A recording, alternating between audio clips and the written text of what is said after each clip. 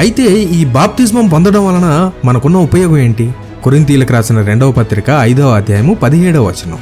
కాగా ఎవడైనను క్రీస్తునందున్న ఎడల వాడు నూతన సృష్టి, పాతవి గతించెను, ఇదిగో క్రొత్తవాయెను. బాప్తిస్మము పొందిన తర్వాత క్రీస్తు మనలోకి వచ్చి నివాసం చేస్తాడు. క్రీస్తు అనగా అభిషిక్తుడు. దేవుని పరిశుద్ధాత్మ మనలో వచ్చి నివాసం చేస్తాడు. అప్పుడు మనం క్రీస్తునందు నూతన సృష్టిగా మారతాం.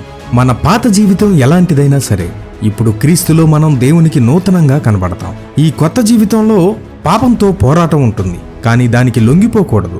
దేవుడు మనలను పరిశుద్ధులుగా ఉండడానికి పిలిచాడు. కొలస్సీలకు రాసిన పత్రిక 3వ అధ్యాయము 5 నుండి 8 వచనాలు. కావున భూమి మీదనున్న మీ అవయవములను అనగా జారత్వమును, అపవిత్రతను, కామాతురతను, దురాశను, విగ్రహారాధన అయిన ధనాపేక్షను చంపివేయుడి. వాటి వలన దేవుని ఉగ్రత అవిధేయుల మీదకి వచ్చును. పూర్వము వారి మధ్య జీవించినప్పుడు మీరును వీటిని అనుసరించి నడుచుకొంటిరి.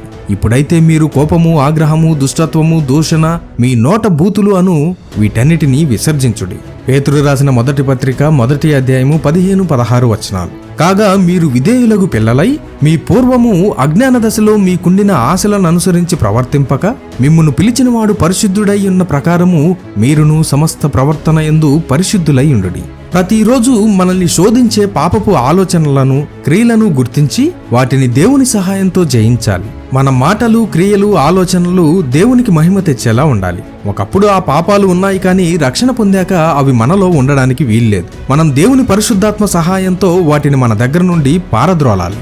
యేసుక్రీస్తుని నమ్మి రక్షణ పొందడం మనం ఈ లోకంలో ఉన్న పాపాన్ని జయించడానికి సహాయం చేస్తుంది.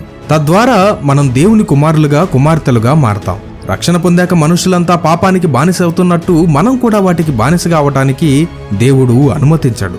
ఒకప్పుడు నువ్వు పాపంలో ఉండుండొచ్చు, కానీ ఒక్కసారి తీర్మానం చేసుకుని యేసుక్రీస్తు అనే రక్షకుడిని పొందిన తర్వాత ఇక జీవించేది మనం కాదు, మనలో ఉన్న క్రీస్తు. ఎందుకంటే మన కొరకు రక్షకుడు ఉన్నాడు. ఆయన మన మార్గాలను కంట్రోల్ చేస్తాడు. నీ ఆలోచనలు కంట్రోల్ చేస్తాడు. ఇది చూడకు, అది చేయకు, ఇలా ప్రవర్తించకు అని నిన్ను ఎల్లవేళలా గమనిస్తూ సహాయం చేస్తాడు. ఆయన నడిపింపుకు నువ్వు లోబడినప్పుడు నీలో క్రీస్తు లాంటి సారూప్యం ఏర్పడుతుంది. మనల్ని యేసు క్రీస్తు వలె దేవుణ్ణి సంతోషపెట్టే వ్యక్తులుగా మార్చివేస్తుంది. బాప్తిస్మం అనేది ఒక క్రైస్తవ జీవితానికి ముగింపు కాదు, అది ఒక అద్భుతమైన ప్రారంభం.